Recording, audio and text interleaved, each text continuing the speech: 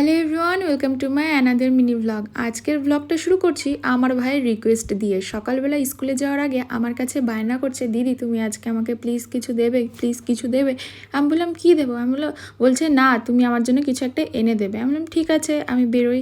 তো আজকে আমার বেরোনো ছিল, তার জন্যই ও আমাকে এতবার করে রিকোয়েস্ট করছিল। যাই হোক, এখানে আমি স্নান টান করে রেডি হয়ে গিয়েছি বেরোনোর জন্য।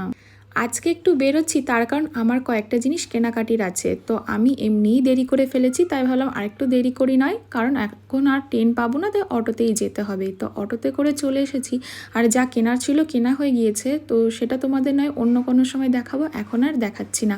তো ওখান থেকে বেরিয়ে ভীষণ পরিমাণে খিদে পেয়েছিল, কারণ আমি সকালবেলা কিছুই খেয়ে যাইনি। আমার যেদিনকে একটু সকালে বেরোনো থাকে সেদিনকে আমি খেতে ভুলে যাই, খুব বাজে অভ্যাস জানো। বাড়িতে থাকলে ভুলি না, কিন্তু কোথাও বেরোনোর সময় আমি ভুলে যাই। আর রাস্তায় বেরিয়ে যখন মাথা ঘোরায় তখন আমার মনে হয় যে আরে আমি তো কিছু খাইনি। যাই হোক, একটা খেয়েছিলাম চিকেন ইন্টারনেট। তারপরে এসেছিলাম আমি আমার ভাগ্নের সাথে দেখা করতে, কারণ দিদির বাড়ি ওখান থেকে একটুখানি দূরে। আর দেখো আমাকে চিনতেই পারছে না, প্রায় 1 ঘন্টা ধরে আমার দিকে তাকিয়েই ছিল। অনেকক্ষণ ধরে আমি বলছি যে আমি তোমার মিমি হই, আমাকে চিনতেই পারছে না। অনেকটা ছোটোবেলায় দেখেছে তো।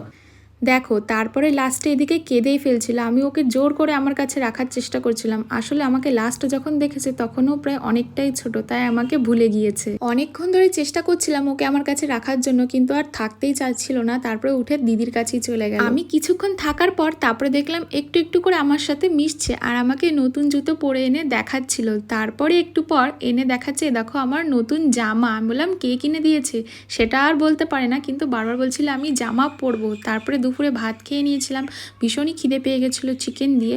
তারপরে বেশিক্ষণ আর থাকিনি, ওখান থেকে বেরিয়ে পড়েছিলাম। আর টোটোওয়ালা না আমার একটা হাটের সামনে দাঁড় করিয়ে দিয়েছিল, বলে এখান দিয়ে সোজা চলে যাও, তারপরে দেখবা স্টেশন পড়বে। অনেকটাই হাঁটতে হাঁটতে দেখলাম এই বাজারটা, এখানে প্রচুর মানে ঘন ঘন শুধু জামা কাপড়ের দোকান। আমার ট্রেনের টাইম হয়ে গিয়েছিল, তাই না হলে আমি ভাবছিলাম একটু দাঁড়িয়ে দাঁড়িয়ে দেখবো। একদম ট্রেনের টাইম হয়ে গিয়েছে, তখনই আমি স্টেশনে গিয়ে পৌঁছেছি। তাই আর এখানে দাঁড়িয়ে কিছু দেখার টাইম পাইনি, কিন্তু অনেক কিছু ছিল, মনে হচ্ছিল একটু দাঁড়িয়ে দাঁড়িয়ে দেখি। তারপরে স্টেশনে চলে এসেছিলাম, আর স্টেশনে আসার সাথে সাথে দেখি ট্রেনও চলে এসেছে। তারপরে ট্রেন থেকে নেমে ভাই বলেছিল বিরিয়ানি খাবে, তো ওর জন্য 1 প্লেট বিরিয়ানি নিয়েছিলাম। আর বাড়ি এসে ওকে কয়েকটা পপ কিনে দিয়েছিলাম। পপ হচ্ছে এক ধরনের বাজি, যেটা দেখে দেখো কেমন রিয়াকশান দিচ্ছে। এগুলো একটু এক্সট্রাই দেয়, তবে ও সত্যিই খুব খুশি হয়ে গেছিলো, কারণ ওর ফেভারিট বাজি হচ্ছে এই পপ।